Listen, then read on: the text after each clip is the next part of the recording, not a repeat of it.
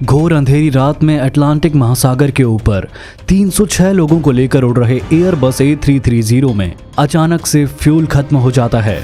Lights बंद हो जाती हैं और इंजन के शोर की जगह प्लेन में एक सन्नाटा सा छा जाता है। प्लेन नीचे पानी की तरफ तेजी से गिरने लगता है और लोग बुरी तरह चीखना चिल्लाना स्टार्ट कर देते हैं। पायलट काफी कोशिश करते हैं लेकिन प्लेन उनके काबू में नहीं आता। ये एक ऐसी सिचुएशन है जिसमें कोई फंसना नहीं चाहेगा और शायद इस प्लेन को भी स्थिति में नहीं होना चाहिए था, लेकिन एक छोटी सी गलती और एक मामूली सी लापरवाही आपको कितनी बड़ी मुसीबत में डाल सकती है। ये सबक हमें इस हादसे से सीखने को मिलता है। ये कहानी है एयर ट्रांजिट फ्लाइट 236 की।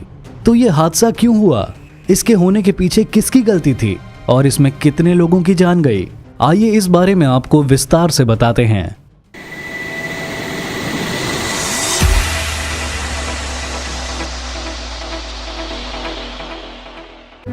23 अगस्त 2001 की वो शाम 293 पैसेंजर्स और 13 क्रू मेंबर्स के साथ कैनेडियन एयरलाइन एयर ट्रांजिट की फ्लाइट 236 टोरंटो के पियर्सन इंटरनेशनल एयरपोर्ट से पोर्तुगल के लिस्बन शहर जाने की तैयारी कर रही थी। एयरबस A330 प्लेन के साथ फ्लाइट को यह दूरी लगभग 7 घंटे में तय करनी थी। प्लेन में सवार सभी लोग खुश थे क्योंकि यह छुट्टियों का समय था और उन्हें इस बात का जरा भी अंदाजा नहीं था कि कुछ घंटों में उनके साथ कितना बड़ा हादसा होने वाला है। इस फ्लाइट में इस्तेमाल होने वाला विमान A330 उस समय के सबसे एडवांस्ड और हाईली ऑटोमेटेड प्लेन में से एक था। इस प्लेन को इंट्रोड्यूस हुए 7 साल हो चुके थे और उस समय यह दुनिया के सबसे सेफ एयरक्राफ्ट में से एक माना जाता था। इवन जो प्लेन इस फ्लाइट में इस्तेमाल होने वाला था वो भी सिर्फ 2 साल ही पुराना था। यानी पैसेंजर से लेकर क्रू मेंबर्स तक किसी को घबराने या चिंता करने की कोई जरूरत नहीं थी। फ्लाइट की कमांड 48 साल के कैप्टन रॉबर्ट पिशे के हाथ में थी, जिन्हें 16,000 घंटों का फ्लाइंग एक्सपीरियंस था और उन्होंने अपने करियर में हर तरह के प्लेन्स उड़ाए हुए थे। हालांकि उनके करियर में एक दाग भी था और वो ये कि एयर ट्रांजिट को ज्वाइन करने से पहले गांजे की तस्करी के आरोप में उन्होंने 16 महीने जेल में काटे थे। रॉबर्ट पिशे के साथ इस फ्लाइट में फर्स्ट ऑफिसर की कमान 28 साल के दिर्क जियागर के हाथों में थी, जिनके पास तकरीबन 5,000 घंटों का फ्लाइंग एक्सपीरियंस था। सारी फॉर्मेलिटीज होने के बाद फ्लाइट 236 में 48 मैट्रिक टन फ्यूल भरा जाता है और सारे पैसेंजर्स व क्रू मेंबर्स के प्लेन में सवार होते ही इसे रनवे तक पुश करने की प्रक्रिया शुरू कर दी जाती है। रात के लगभग 9 बजे कैप्टन सभी रूटीन चेक कंप्लीट करने के बाद इंजन को फायर करते हैं और फ्लाइट 236 लिस्बन जाने के लिए रवाना हो जाती है।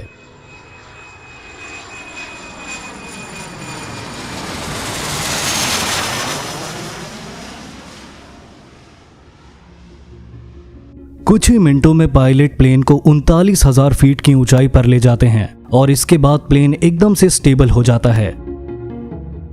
अब क्योंकि यह प्लेन सुबह सवेरे लिस्बन पहुंचने वाला था, इसलिए ज्यादातर पैसेंजर भी आराम करने और सोने के लिए लेट जाते हैं। इस तरह की लंबी फ्लाइट्स में पायलट्स के पास ज्यादा कुछ करने के लिए नहीं होता। ऐसे में दोनों पायलट्स का मुख्य काम बस फ्यूल की क्वांटिटी पर नजर रखना और प्लेन के सिस्टम्स ठीक से काम कर रहे हैं या नहीं, ये देखना था। फ्लाइट में पहले 4 घंटे बड़े ही आराम से गुजरते हैं, लेकिन जैसे ही फ्लाइट अटलांटिक ओशन में अपने आधे रास्ते पर पहुंचती है तो पायलट को कंप्यूटर स्क्रीन पर अचानक एक अजीब वार्निंग मिलती है। ये वार्निंग प्लेन के इंजन नंबर 2 के बारे में थी, जो राइट साइड में था। वार्निंग में लिखा आता है कि इंजन में ऑयल का प्रेशर हाई है और ऑयल की क्वांटिटी कम है और ऑयल का टेम्परेचर भी कम है। ये एक अजीब किस्म की वार्निंग थी जिसे दोनों में से किसी भी पायलट ने इससे पहले एक्सपीरियंस नहीं किया था, क्योंकि आमतौर पर जब फ्लाइट उड़ती है तो ऑयल का टेम्परेचर बढ़ता है, ना कि घटता है। दोनों पायलट इस वार्निंग कॉम्बिनेशन को समझने के लिए तुरंत ही फ्लाइट क्रू ऑपरेटिंग मैनुअल को देखते हैं, लेकिन उसमें उन्हें कुछ नहीं मिलता। इसके बाद ये तुरंत ही कनाडा के मिरेबल में मौजूद एयर ट्रांजिट के मेंटेनेंस कंट्रोल सेंटर में संपर्क करते हैं और उन्हें इस प्रॉब्लम के बारे में बताते हैं, लेकिन वहां से भी उन्हें कोई मदद नहीं मिलती। जिस ऑफिशियल से उनकी बात होती है वो कहता है कि जैसे ही उनको प्रॉब्लम के बारे में कुछ समझ आएगा तो वो उनसे दोबारा कांटेक्ट करेगा। जवाब आने के इंतजार में पायलट्स फिर से इन वार्निंग को समझने की कोशिश में लग जाते हैं। प्लेन के कॉकपिट में पायलट्स एक बहुत बड़ी टेंशन से गुजर रहे थे, जबकि पीछे मौजूद पैसेंजर्स आने वाले खतरे से अनजान चैन की नींद सोए हुए थे। इसी तरह तकरीबन आधा घंटा बीत जाता है, जिसके बाद सुबह के करीब 5:30 बजे पायलट्स को स्क्रीन पर एक नया मैसेज मिलता है। इस मैसेज में लिखा होता है कि प्लेन के दोनों विंग्स में मौजूद फ्यूल टैंक्स के अंदर फ्यूल इम्बैलेंस हो गया है, यानी एक विंग में फ्यूल ज्यादा है और दूसरे में कम। प्लेन में फ्यूल इम्बैलेंस होना भी काफी रेयर होता है, पर इतना खतरनाक नहीं, क्योंकि इसे ठीक करने के लिए पायलट्स क्रॉस फीड वाल्व को खोल देते हैं, जिससे लेफ्ट विंग में मौजूद फ्यूल बहकर राइट विंग के टैंक में चला जाता है और दोनों विंग्स में फ्यूल की मात्रा बराबर हो जाती है। लेकिन ऐसा करने के सिर्फ 10 मिनट बाद ही पायलट्स को एक नई वार्निंग मैसेज मिलता है कि प्लेन में इतना फ्यूल मौजूद नहीं है कि ये लिस्बन तक पहुंच सके। अब यहां से चीजें थोड़ा सीरियस होना शुरू हो जाती हैं। प्लेन अभी भी अटलांटिक ओशन के बीच में था और ये किसी भी तरह लिस्बन तक नहीं पहुंच सकता था।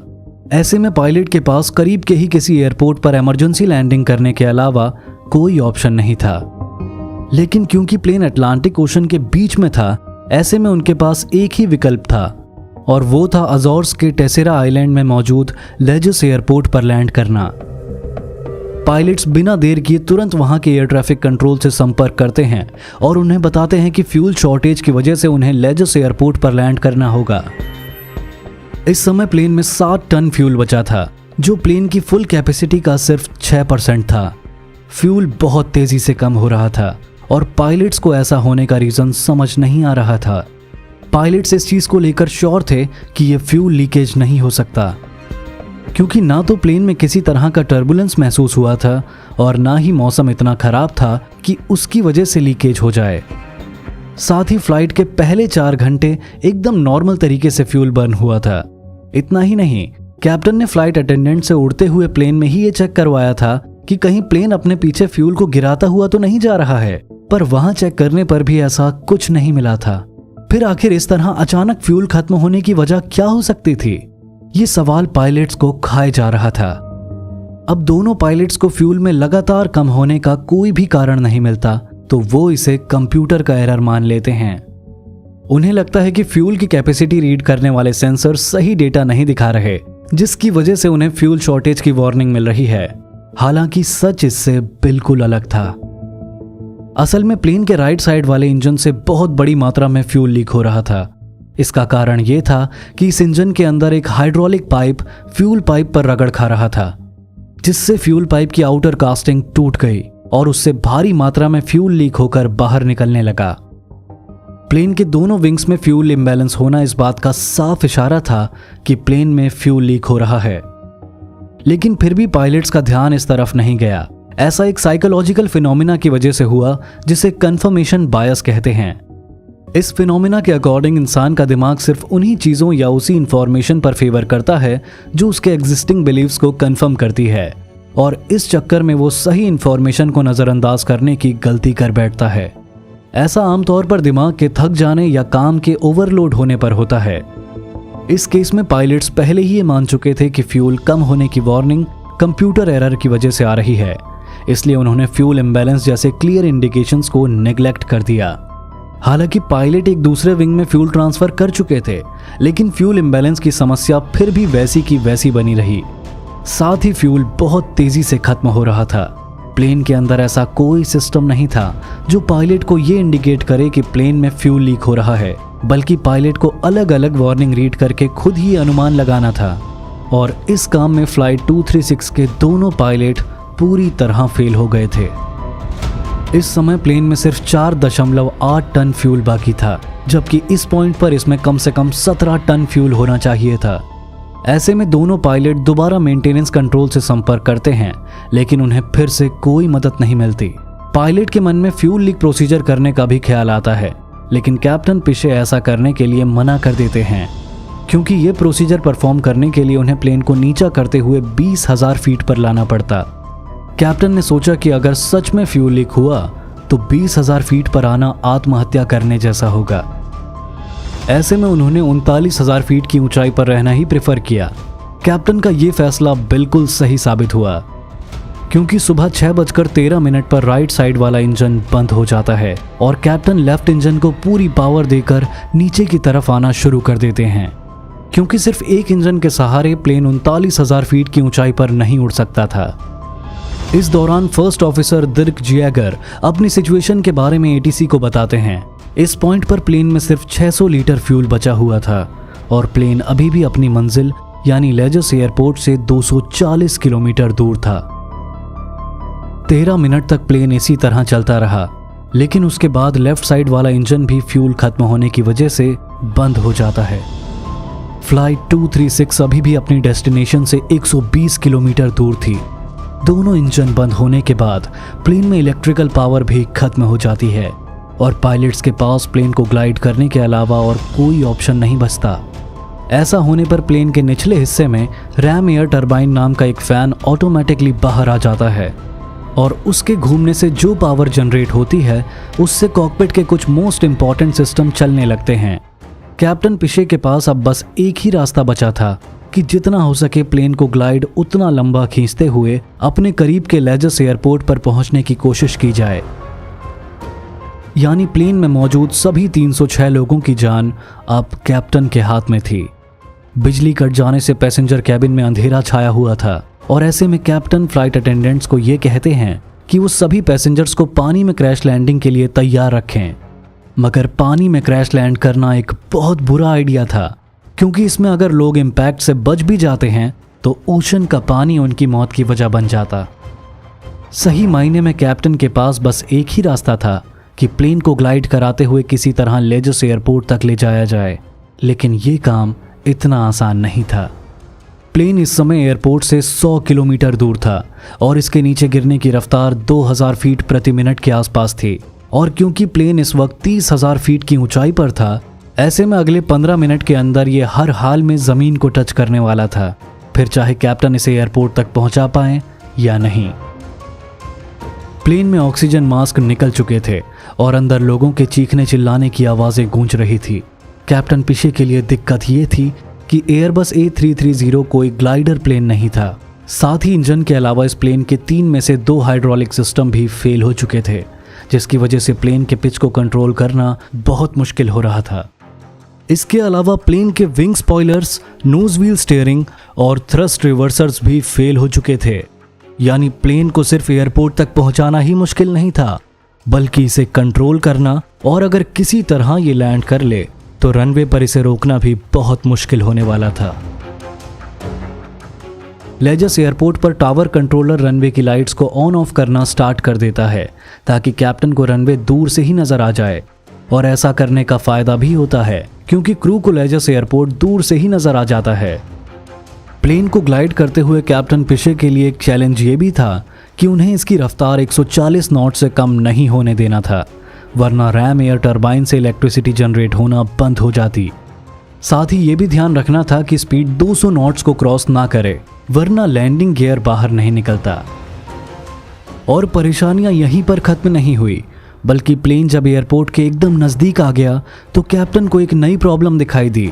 असल में कैप्टन का काम प्लेन को ग्लाइड करते हुए जितना हो सके ऊपर रखना था, और दिक्कत ये थी कि कैप्टन ने अपना काम कुछ ज़्यादा ही अच्छे से कर दिखाया था। यानी प्लेन अब एयरपोर्ट से सिर्फ 8 मील की दूरी पर था, लेकिन इसकी ऊंचाई 13,000 फीट थी और ये बहुत ज़्यादा थी। सही मायनों में प्लेन को इस पॉइंट पर सिर्फ 3,000 फीट की ऊंचाई पर होना चाहिए था। यहाँ कैप्टन पिशे के सामने परेशानी ये थी कि अगर वो प्लेन को एकदम से नीचे ले जाने की कोशिश करते हैं तो ये अपनी रफ्तार खो देगा और रनवे तक पहुंच ही नहीं पाएगा।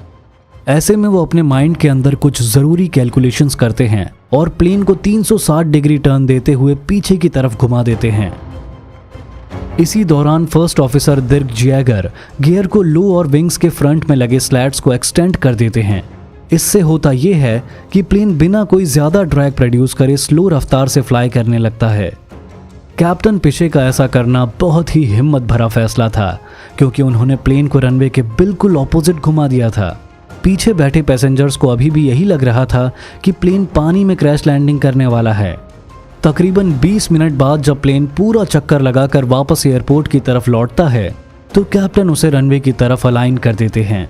हालांकि प्लेन की ऊंचाई अभी भी थोड़ा ज़्यादा थी, पर इतनी नहीं थी कि इसे एक और चक्कर लगवाया जा सके। ऐसे में कैप्टन एस शेप में लहराते हुए रनवे की तरफ बढ़ने लगते हैं ताकि प्लेन और रनवे के बीच का ये डिस्टेंस थोड़ा सा बढ़ जाए। नीचे एयरपोर्ट पर फायर ब्रिगेड, एम्बुलेंस और रेस्क्यू टीम पहले से ही तैयार होकर तैनात हो जाते हैं ताकि किसी भी तरह की इमरजेंसी में तुरंत एक्शन लिया जा सके। फ्लैप्स ना होने की वजह से कैप्टन और फर्स्ट ऑफिसर प्लेन की स्पीड 200 नॉट्स तक घटा पाते हैं, जबकि आमतौर पर ये रफ्तार 145 नॉट्स होती है। कोई खास कंट्रोल ना होने के चलते कैप्टन के पास प्लेन को रनवे पर उतारने का सिर्फ एक ही चांस था। आखिरकार प्लेन के टायर रनवे को बहुत तेज झटके से हिट करते हैं, इतना कि प्लेन बाउंस होकर दोबारा रनवे पर गिरता है और इसके 12 में से 8 टायर फट जाते हैं। प्लेन की रफ्तार बहुत तेज होती है और बिना विंग स्पॉयलर्स और इंजन रिजर्व थ्रस्ट के ये आसानी से कम भी नहीं होती। जैसे ही कैप्टन ब्रेक दबाते हैं तो प्लेन के टायर पूरी तरह जाम हो जाते हैं और प्लेन बहुत तेज रफ्तार से रनवे पर स्किड करने लगता है, क्योंकि इसका एंटी स्किड सिस्टम भी खराब हो चुका था। स्किड करने की वजह से प्लेन के टायर रनवे पर घिसकर पूरी तरह नष्ट हो जाते हैं, लेकिन किसी तरह रनवे खत्म होने से पहले यह प्लेन आखिरकार रुक जाता है। सरप्राइजिंगली प्लेन में मौजूद सभी पैसेंजर्स और क्रू मेंबर्स इस हादसे में सुरक्षित बच जाते हैं। प्लेन के रुकते ही कैप्टन के ऑर्डर पर सभी पैसेंजर्स को तुरंत बाहर निकाला जाता है। हालांकि प्लेन की लेफ्ट साइड के एक गियर व्हील में आग लग जाती है, लेकिन रनवे पर मौजूद फायर ब्रिगेड इस आग को आराम से काबू कर लेती है। मौत के मुंह से निकले पैसेंजर्स और क्रू मेंबर्स को खुद के जिंदा बचने का यकीन तक नहीं होता। शुरुआत में दोनों पायलट्स और पूरे क्रू का बहुत जबरदस्त वेलकम होता है और लोग उन्हें हीरो की नजर से देखते हैं, क्योंकि एविएशन हिस्ट्री में किसी भी पैसेंजर एयरक्राफ्ट के द्वारा अचीव की गई सबसे लंबी ग्लाइड थी। और सबसे जरूरी ये कि इस हादसे में किसी की भी जान नहीं गई।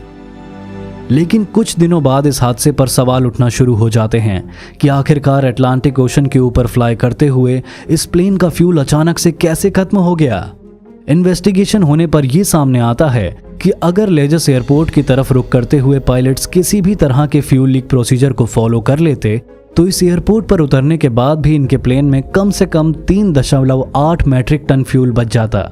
लेकिन जैसा कि हमने बताया, साइकोलॉजिकल फिनोमेना कंफर्मेशन बायस की वजह से pilot in fuel leak warnings को समझ नहीं पाए थे। वैसे फ्यूल लीक होने के एक्चुअल रीजन की बात करें तो वो एक टेक्नीशियन की गलती से हुआ था। दरअसल इस फ्लाइट से कुछ समय पहले ही प्लेन के इंजन नंबर 2 में मेंटेनेंस का काम किया गया था। इस दौरान टेक्नीशियन ने गलती से इंजन में एक ऐसा पार्ट लगा दिया था जो किसी दूसरे प्लेन में लगाया जाता था और इस गलती की वजह से फ्यूल ट्यूब फट गई और ये सारा हादसा हुआ। हालांकि पायलट्स ने फ्यूल लीक वार्निंग्स को ना समझ पाने की बहुत बड़ी गलती की थी, लेकिन फिर भी जिस तरह से उन्होंने सिचुएशन को हैंडल किया उसके लिए उनकी खूब सराहना की गई। इतनी कि इस घटना के होने के 1 साल बाद एयरलाइन पायलट एसोसिएशन के द्वारा दोनों पायलट कैप्टन रॉबर्ट पिशे और फर्स्ट ऑफिसर दिर्क जैगर को एयरमैनशिप अवार्ड दिया गया। इस घटना से सबक लेकर एयरबस ने अपने प्लेन्स की सेफ्टी को लेकर उनमें कई बड़े और अहम बदलाव किए। साथ ही फ्यूल लीक इंडिकेशंस को भी सुधारा गया। इस घटना को हुए 22 साल बीत चुके हैं, लेकिन इस पैसेंजर एयरक्राफ्ट के द्वारा सबसे लंबी ग्लाइड करने का रिकॉर्ड आज भी कैप्टन रॉबर्ट पिशे और फर्स्ट ऑफिसर दिर्क जैगर के नाम है। तो ये थी एयर ट्रांजिट फ्लाइट 236 की वो कहानी जिसे आज भी एविएशन हिस्ट्री के सबसे पॉपुलर इंसिडेंट्स में से एक माना जाता है। आपको ये कहानी कैसी लगी हमें कमेंट करके जरूर बताएं। Thanks for watching.